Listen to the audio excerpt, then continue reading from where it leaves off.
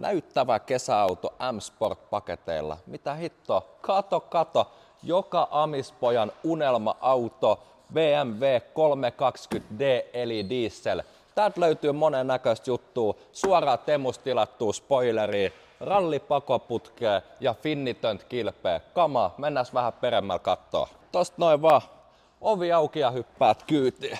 Mitä me tämmösiä lappuja tästä tarvit? Täältä löytyy M-Sportti-rattia, automaattivaihteistoa ja käsijarrua, jos haluat oikein linttaa päästä heittää. Ja mikä parasta, tämä on avomalliin, ei pääs kissoilla kuuma tulee, kun lähdette tuon kehällä painamaan. Ja mitä täältä löytyy? Stereo Alcantara-penkkiin, nyt on kaunista. Lähdetään vähän pihalta tutkimaan vielä. Juman kautta mitkä vanteet ja ihan uunituoreet Davanti-klemmit päällä.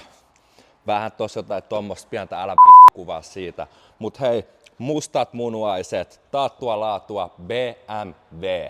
Ja vähän sporttisempaa peilin kuorta vakion tilalle. Takapenkiltäkin löytyy oikeasti rutkasti tilaa. Tämä mahtuu vaikka hemmetti pötköttämään, ei ressiä.